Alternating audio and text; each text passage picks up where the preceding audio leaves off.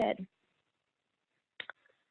So just to give everyone an idea of who is joining us tonight, we have over 197 alumni who registered for this evening's talk from 18 states and India. So for those that want to watch this webinar again, it is being recorded, and if some of your friends did miss this evening's talk, we will put it up on our YouTube channel and send out the link for everyone to share and watch again.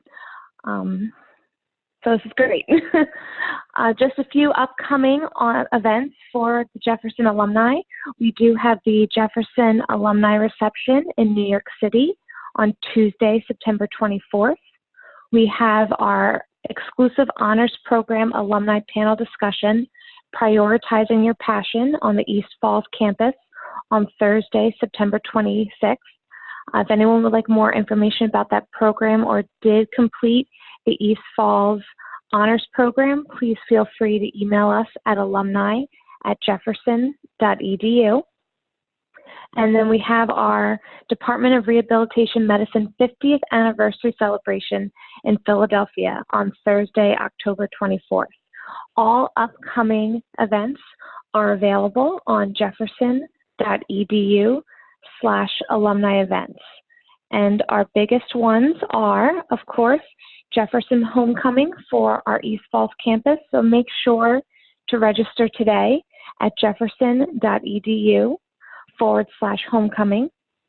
And our 2019 Alumni Weekend for the Sidney Kimmel Medical College for our reunion years 4s and 9s. So everyone make sure to register online and join us for these exciting events. Now we're going to get started with our presentation from Mike McCoy. He is our Adjunct Professor at the Thomas Jefferson Institute of Emerging Health Professions and Blockchain Implementation Manager at Accenture. And I don't know if many of you registered because you have no idea what blockchain is. I know I'll be learning a lot this evening. And please make sure to hold your questions till the end. We do have a question answer box, so Mike might be able to answer the questions as we go through the presentation, but again, we'll answer all questions at the end. So Mike, take it away. Awesome, everyone. Thank you for letting me join. And I'm going to try and share my screen so that I can show my presentation. Rebecca, can you see my presentation? I can. You just have to put it on the slideshow view, and we'll go to, oh, there it is. Awesome, perfect. Well, again, my name is Mike McCoy. I'm based here in Philadelphia, Pennsylvania. Just a little side note of myself. I work at Accenture, yes, and I help lead our healthcare and public service practice for blockchain in the Northeast specifically, as well as I work on a ton of different use cases and products that we're rolling out here at Accenture, which is a technology consulting firm. Our national headquarters are based in Europe, but we have 500,000 different employees that are across the world. And I'm very actually lucky to be part of the Thomas Jefferson University family, as I'm working with Dr. Dicker and company in being able to spread this technology to many different places around the world. And that we are lucky to bring the first of its kind blockchain for healthcare curriculum, which I'll talk about later in the segment. But first, let's get into more blockchain and kind of where it kind of stems from. So one, a personal story. I know we had an introduction myself, but I always like to go over why I kind of got into blockchain technology and why this was such a differentiator for me. So when I was actually born in Fort Lauderdale, Florida at Broward County Hospital. And due to some medical complications, I needed extensive care within a lot of pediatric type of units. And so a lot of my family was here in the Philadelphia region, and they were actually transferring me to the Children's Hospital of Philadelphia to do extensive care. And as that transfer was going on, a lot of my medical records actually got stuck in Florida. One, due to either systems errors, two, either due to lack of visibility of where I was going, and three, just kind of ownership and transfer of that type of information. And I needed extensive care in a rush, in a fast situation. And my care was actually put on hold for about a week and a half, and that actually could have done some serious implications. Luckily, I'm fine. I'm a full-fledged human being now. But it was little instances like that kind of made me very much aware of where we have inefficiencies in database systems and exchanges. I also am a Philadelphia native. I grew up in the suburbs of Philadelphia. I went to college at LaSalle University here in the city, and I do believe that Philadelphia is one of beacon or a true example of how we can be able to interconnect the city with a diverse population utilizing this connected technology. So it's a little bit about me.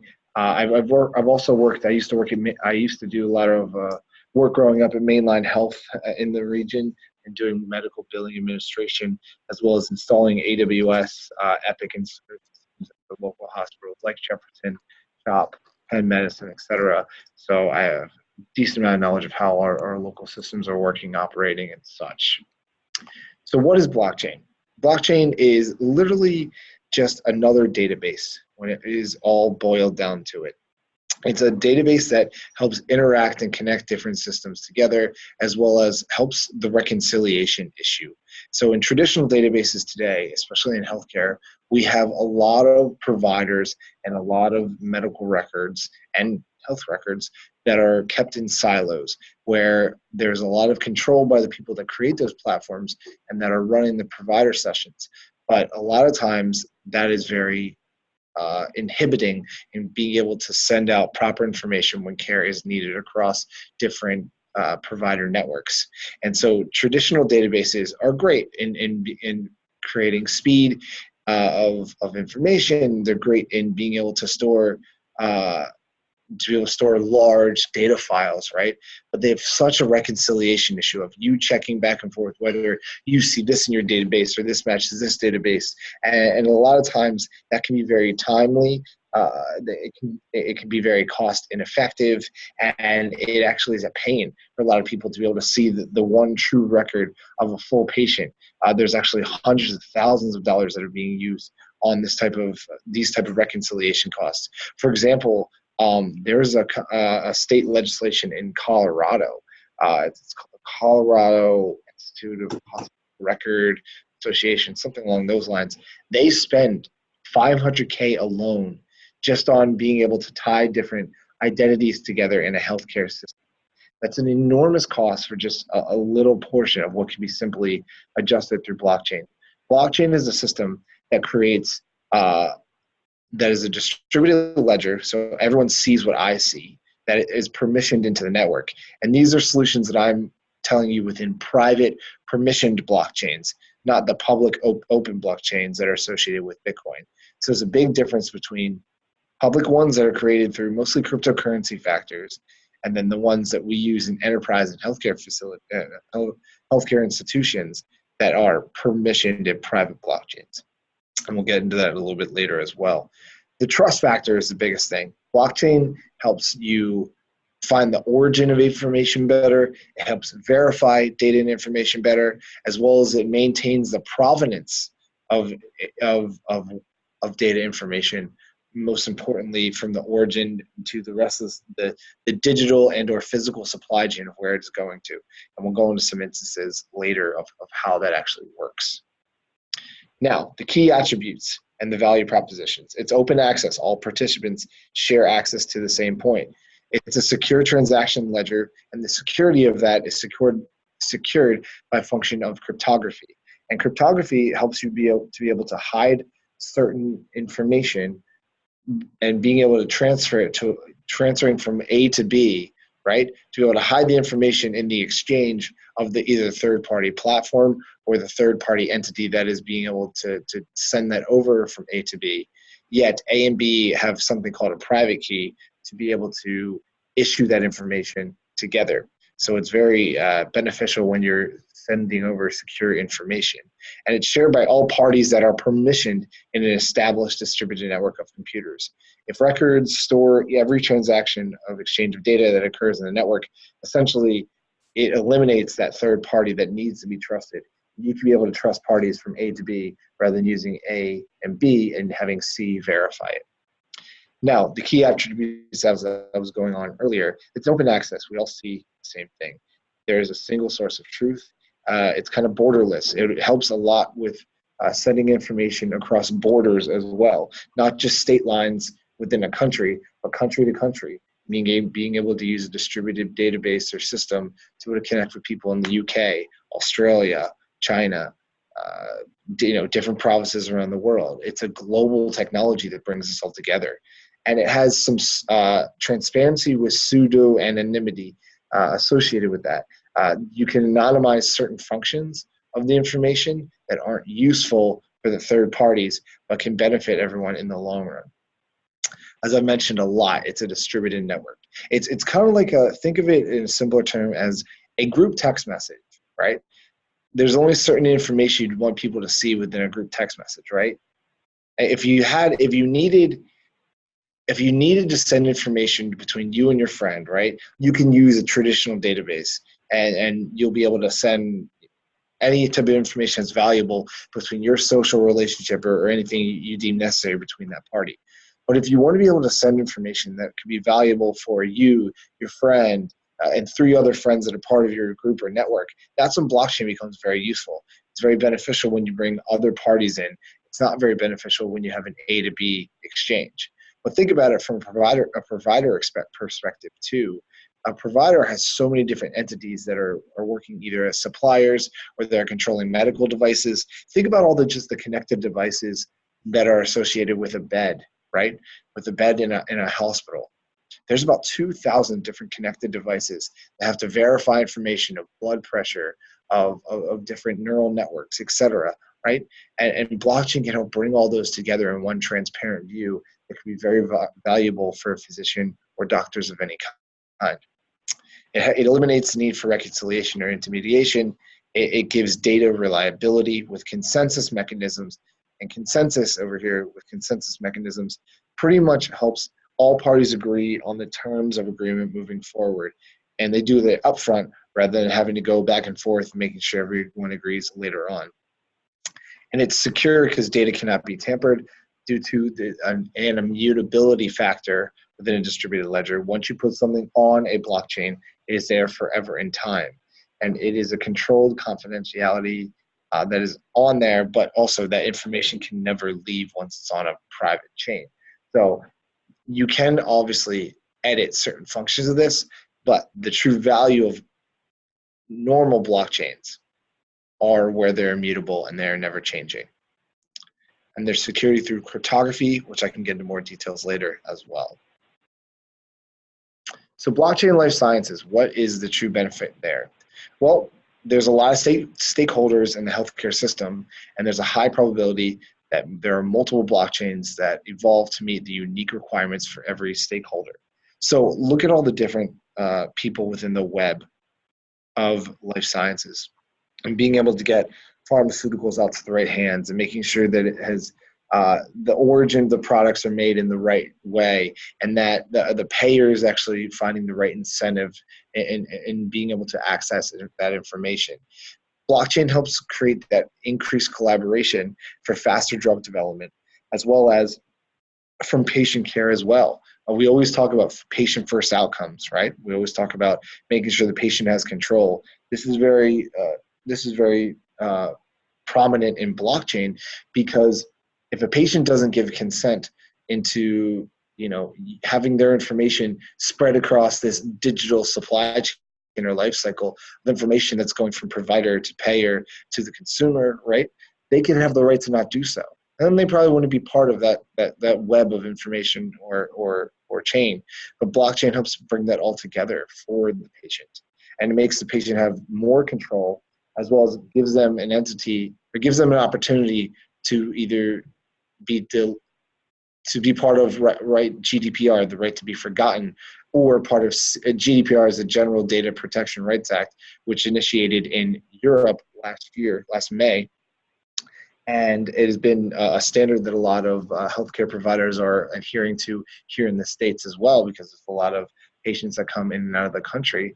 And then there's the CCPA standards, which is the right to be deleted.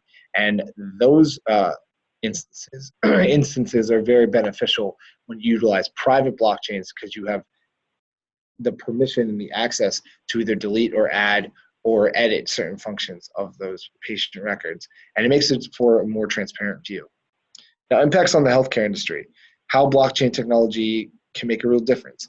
Well, it helps with patient outcomes. So a lot of patients will feel a lot more open to disclosing certain types of information when they know that the value of their data is when they know the transparency of where their data and information is truly going to.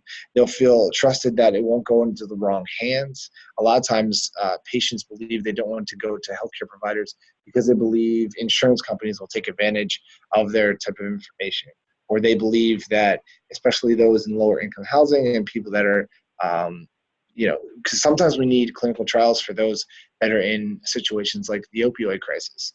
A lot of times those people don't trust a healthcare provider because they believe no matter what they do, they will just go to jail for giving up their biometric information or their data. But in the end, if you use a secure clinical trial, you could be able to protect certain entities of individuals that would want to be able to receive care or to make care better for patients moving forward with their same disease, if you will. It also helps improve product availability. So one of the use cases we do at Accenture is ensuring the life cycle of a medical device, knowing that the product was made within the time frame that is necessary for it to be functional, as well as the origin. We timestamp the function of when it was created, where we use geospatial technology to be able to match and put on this distributed ledger where the product was actually made, from every supplier, from the distributor to the creator of the different metals, the different sensors, right? That gets added onto that distributed ledger. So it's a whole network of a system that shows, as you see in here, the exchange of that information moving forward. And the sharing of distributed ledger across supply chain helps distribution efficiencies to make everyone see the product line a lot better. And it also helps with an enhanced brand association. A lot of times people will trust a healthcare provider a little bit more when they know the origin and that they are being transparent of their numbers. A lot of times people will shy away from healthcare providers when a lot of their information is deemed false, negative, or not being disclosed. And so it can help businesses, especially a lot of private practices as well, become more trusted. Blockchain is the ultimate trust framework. If there's anything you need to learn from this presentation, is that blockchain helps verify, track, and trace. It helps verify provenance, as well as it helps people trust information a lot better. Now, blockchain can go from healthcare to life care, connecting all the different devices. So blockchain itself is not very valuable. Blockchain connected to devices like machine learning, deep learning, artificial intelligence, predictive analytics, make those two exchanges very valuable. Because for one, machine learning tactics, right? There's so much data and information that come into your database or system for those that are more technically inclined. But a lot of times people don't know what to do with that information. A lot of times it's very disorganized. Blockchain can organize those functions a little bit better for you so that you can be able to one, track and trace the origin where they came from, as well as create a consensus mechanism or a smart contract. And a smart contract is literally just code of agreements, code that makes sense, that's anything binary. So it's either yes or no answer. So if I want to be able to exchange height and weight information from a patient perspective within a zip code, and I get access to that, I could be able to just write up in code saying, Mike will send height and weight information, zip code information to Rebecca at this time out of Philadelphia, PA, and have it accessed through Philadelphia providers. And I can create that smart contract so that Rebecca can have access to that, as well as other providers that are in our consortium or network of people that are agreeing upon our same terms of agreement. Now, for continuous monitoring, right, blockchain can be very valuable because obviously people can fake some data, people can input data or whatever they want at any given time, right, when it comes to survey data or it comes to trial data sometimes as well. Even though they sign the terms of agreement saying they are going to agree to these standards or not, a lot of times people don't always abide by those. And so this can help with continuous monitoring. For a virtual care team, you can be able to verify the location of where a doctor is truly coming from, as well as their credentials. Blockchain is very efficient for credentialing and being able to have in a shared, transparent manner whether someone actually graduated from this school or whether they actually passed their standards to become a registered nurse or et cetera, right? It could be able to have that trusted system instead of having that information just hidden all over the place. It's obviously very good for convenient and connected care. It can help track and trace your devices in a hospital and make sure that you can be able to verify if they're approved devices under your company's standards. It's really good for a coordinated ecosystem as well, to be able to make sure all those the pieces in care come together, from being able to connect the transportation system to the legal documents to your own credentials to your own medical history. And blockchain you won't be able to hold PHI, personal healthcare information, on a distributed ledger, because that would be too much of a data income, right? That would just be so much information being held on a chain that would not be valuable. Blockchain is very valuable to have on chain valuable points of information, as well as using hashing functions. Hashing functions are things that call to traditional databases to pop out the information that is very valuable to you at that time of need, right? So instead of holding all this data information, you can be able to distribute that load onto other computers and networks, and potentially even third parties, sorry, to be able to help with your data bandwidth issues too. Obviously, blockchain is efficient for seamless financing, right? Automatic payments in real time, as we've seen through cryptocurrency type of technologies. You can be paid in real time and have it verified through a smart contract rather than having it need to be verified through a third-party entity. And it's also very good with data ownership, as you can create a self-sovereign identity, as we call it in the blockchain world. And what this is, it's an identity that's not associated to a social security number, because we know how sensitive those numbers can be. It's not associated to a certain email or an address. It's a unique identifier that is attached to what we call in the space a wallet, right? And your wallet can house things like your identity and information. It will give you the consent access to give out certain information that is viable. And how the best example I have to describe this entity is, when you go to a bar and all they need to know is that you're 21 years old, right? They don't need to know your address. We give that up to the bar door guy every single time. They don't need to know if you're an organ donor, because that's not really relevant to go drink. Well, sometimes it is, I guess. But they also don't need to know your height and weight. For a lot of different people, that can be very sensitive information to give out and disclose to others. If you were to use blockchain technology, you could be able to use a mobile entity or a digital entity and just disclose and show through a scanner of a QR code or an RFID to the bar guy or to the doorkeeper, right, the gatekeeper, that you're just 21 years of age. You could just check that entity or data point off the box, and you can go in from there. Think about that from a provider perspective too. Instead of disclosing all these other different types of information, you plug into a self-sovereign identity that is connected and verified through blockchain, and then you could disclose information that is obviously verified by a healthcare administrator of some type, but then can be accessed and shared across people and industries that are relevant to them. Now, the blockchain value opportunities, as I was mentioning before, can be about IP, it can be peer-to-peer sharing, it can be royalty and payments as well. One of the better use cases and things I'm working on at Accenture that are outside of healthcare is with Spotify, and that is being able to pay artists in real time instead of having to use a publisher, and publishers a lot of times take out large fees to be able to represent a certain artist. You can be able to then create your own marketplace of artists that are stand still on the Spotify network that can be able to get paid in real time rather than having to have all the other things attached to it. But then you also have to still have an agent if you're an artist, because a lot of times artists don't always know about the financials behind it all. You still need some type of entity but it definitely saves a lot of costs for artists, right?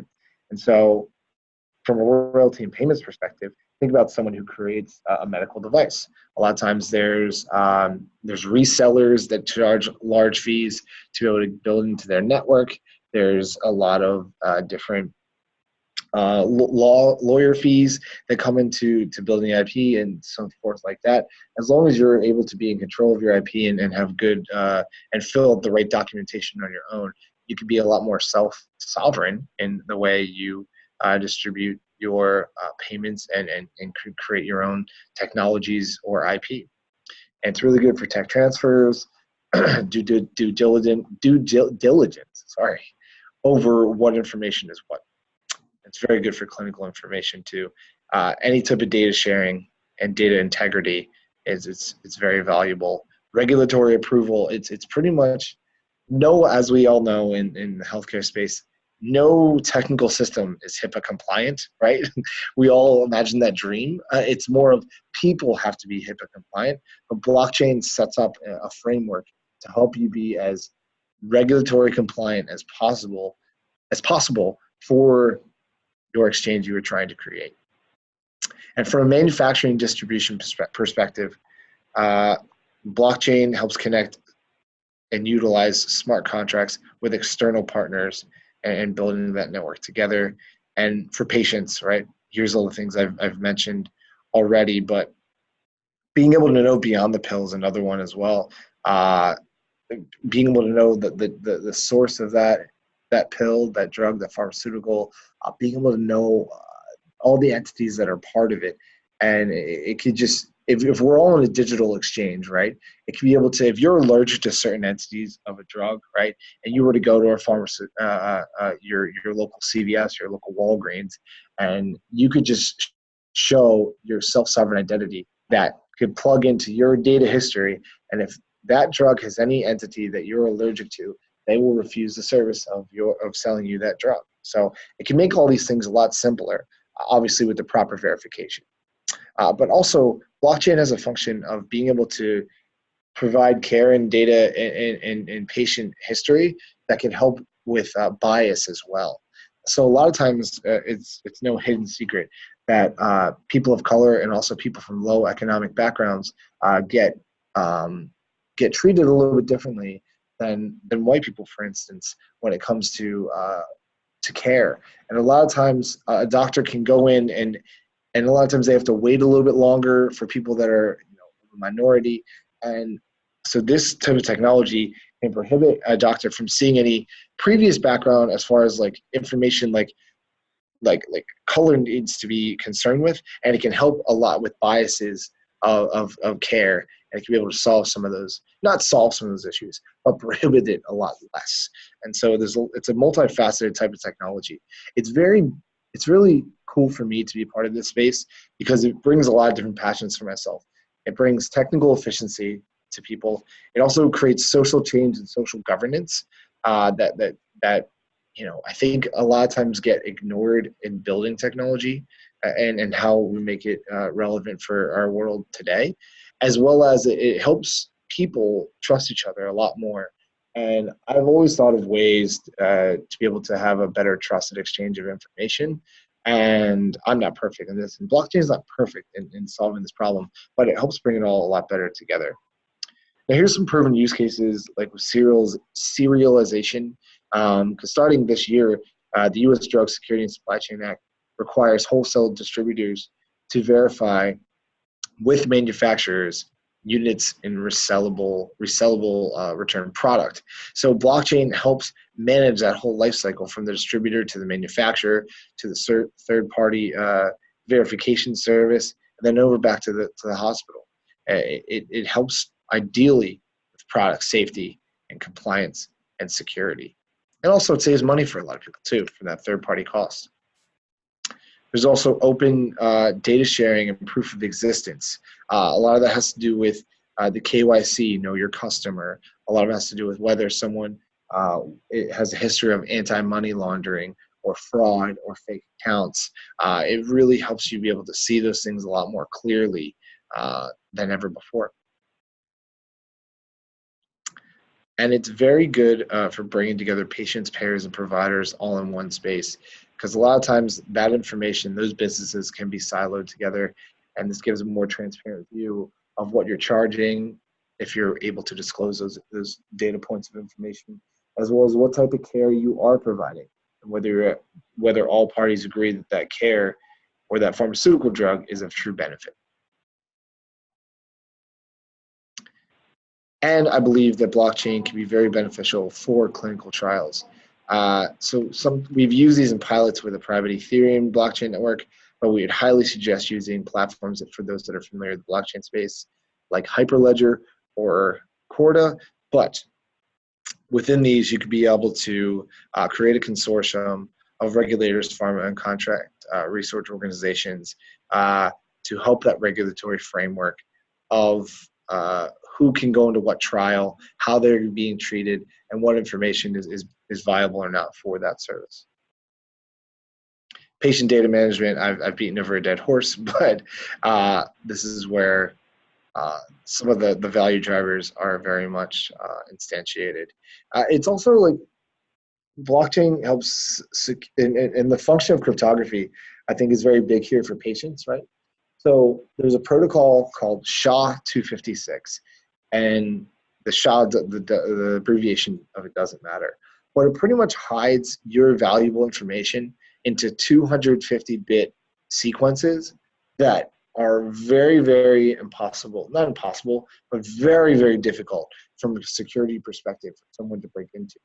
And the benefit of blockchain technology in that security factor compared to a traditional database is that a traditional database runs under one centralized World Wide Web, right? That we connect into through either Chrome, Internet Explorer, you name it, right? You know the search tool and the service you guys use. But that one entity is easily broken into by many hackers in the cyberspace. And so blockchain, though, holds a copy of database and information on multiple nodes, sometimes hundreds, if not thousands of nodes together. So if you were to break in and hack into one node, right, you still have to get at least 51% of the rest of the nodes in order to obtain that information. A lot of times for hackers, it is not worth the time to be able to fight off all those different firewall entities or two-factor authentications for all those different nodes, and as well as going through those cryptographic sequences of the 256 bits. So it's a real headache for someone that actually wants to steal information within a blockchain network. So that's why the security piece comes in a lot more efficiently when it comes to patient records. Your information can be secured in here as long as you never lose your private key. Private key is very valuable information. Don't ever use that. And we've talked about track and trace a lot. And I believe that the track and trace of blockchain is great for pre-screening, manufacturing, treatment, as well as doctor follow-up as well for final verification. Now, I want to get into more detail. I just wanted to kind of blockchain and how I see it being very beneficial in the healthcare industry. But I wanted to talk about our blockchain for healthcare course here at Thomas Jefferson University, because it is truly a very different, unique, self-sovereign, if you want, course that is being stood up by myself as well as a partner at Pepper Hamilton Law Firm here in Center City, Philadelphia, named Joe Gualiardo. And we are creating the first blockchain for healthcare course. There are other blockchain courses that teach people kind of the blockchain basics and kind of teach them, how to use certain protocols or platforms. No one else has created even a graduate certificate program that is associated for blockchain for healthcare. And why is it big for healthcare? Well, a lot of different hospitals now are utilizing blockchain to do that health information exchange. Be able to send information between providers of each other, and they really have to think about those incentive systems, because let's just say you create a consortium or a health information exchange with X amount of hospitals, right? Is it even beneficial for you to be part of that consortium?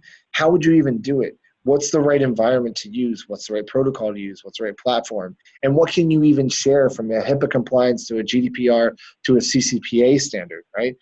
What are the different variables within that really truly matter? And I believe our course hits all those points on the head for one, the information exchange, one, the device exchange, being able to use sensors and different RFID, NFC, QR code type technologies, cold storage technologies on how that works together. So our first course here in the blockchain for healthcare course goes over the introduction to healthcare blockchain. No, sorry, it goes over the introduction to blockchain chronologically. So blockchain composes of distributed systems and cryptography and distributed systems have been around since the 60s and the 70s. And the only reason I believe personally that this technology did not mature well enough so early on in the 80s and 90s when computers became more mainstream is because we didn't have the computational power.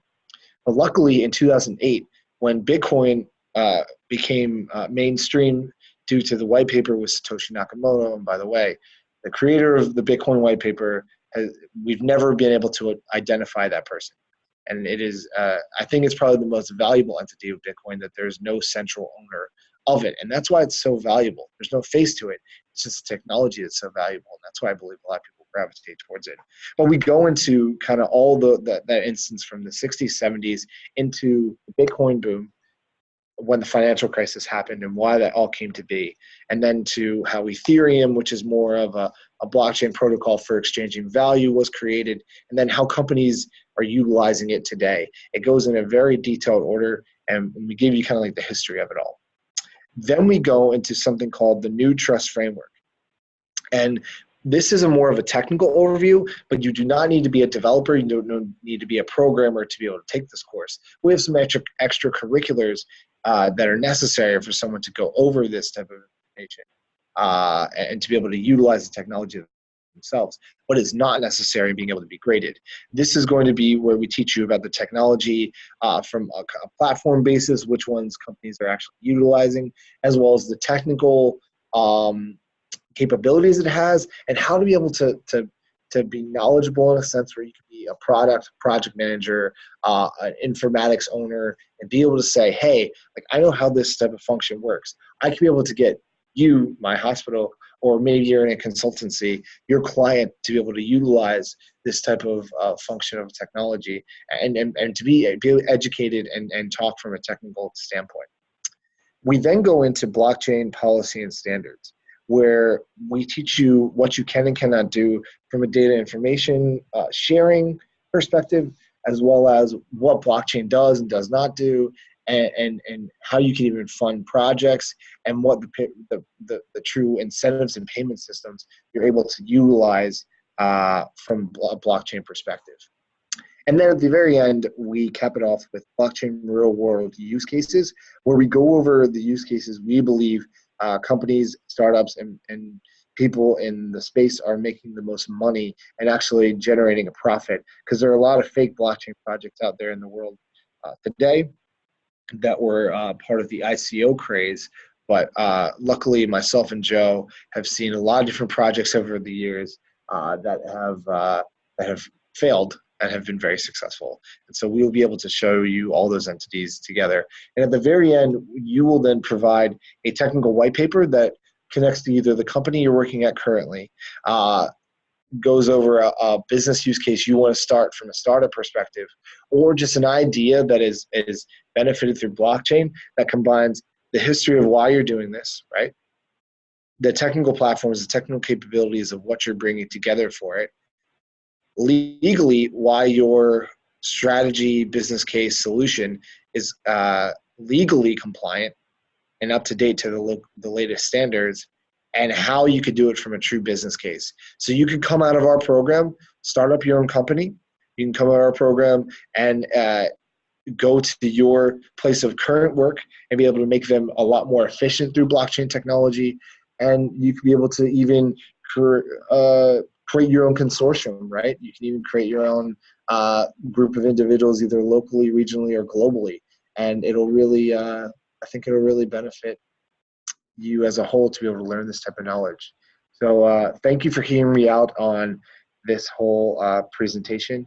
I would love to open up the floor for questions, and I will. And also, we are currently looking for more students to join the program.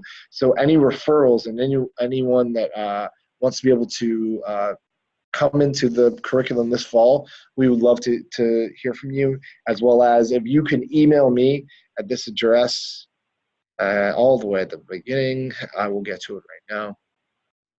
I am happy to have open conversations with anyone to discuss our curriculum, our technology, and why I believe it's to be a beneficial opportunity for you to join. So now I can open up the floor for questions and anything else. Thank you for listening to me. Thank you so much, Mike. We really appreciate it. I don't know if you can see the questions, but I have two right now, so I'll just start reading them to you as they come in. Dr. Rayfield wanted to know course descriptions. Are these 4 separate courses of 3 credits each? Is this a master's program? So, good questions. This is 4 separate courses that go 7 weeks long each. They are each 3 credits. When you accomplish all 4 of the courses, you are then given the graduate certificate for Blockchain for Healthcare at the end. And this is not a master's program. It's a graduate certificate course. You just need either a bachelor's degree or associate's degree to join the program. Do you need it in a specific subject? No, you do not. Okay, great. Phil Lim wants to know, how much is the cost? So for each course, it's around $3,100, and we are giving out scholarships though. I believe the scholarships come to about $2,000 for the total certificate, and those are obviously by an application basis. So our internal team will be able to give you more information for that, and I have the contact for that. Her name's Tep Ross, so I can be able to give you her information. But typically, it's around $12,400, I believe, for the total certificate. Great. So any other questions out there? And again, as Mike mentioned, his email is there. So if you think of something afterwards, feel free to reach out to him. And you can also reach out to alumni at jefferson.edu. Here we go. We have a few that came in. Can the course be done at a distance? Are they online, or do you have to come to Center City or East Falls? That is a really good question. I'm sorry I did not disclose that. So it is a fully remote course, can be taken at a distance. We are going to have physical office hours here in Center City, Philadelphia, and they're going to be on Wednesdays during the week, and I will have those hours posted for everyone that's part of the course. But I'm going to have office hours that are given for students from a remote distance as well, and we encourage you to do either program. Obviously, we'd love to have people local to Philadelphia, and we're also going to have speaker series where people are going to come in locally, and we're going to record them as well through a Zoom function to make sure everyone has an opportunity to see it. So just like tonight. Just like tonight. Right, great. Steve Bass would like to know, where have the graduates applied their new expertise? So we haven't had a graduating class yet, but I teach a class at Accenture, as well as I have for a previous employer. And a lot of people have applied this in health information management. A lot of people have done this from a research perspective. They've taken these courses even from private practices. I know there's a lot of small private practice consortiums that are exchanging health information at regional levels, especially in San Francisco, to benefit each other from a physician standpoint. It has also been very big in credentialing of physicians, and a lot of people that are in supply chain management of healthcare devices or medical devices or of healthcare information.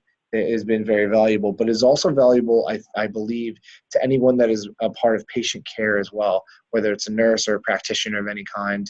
That's where we've found a lot of people are more aware of kind of the data information exchange and data advocates.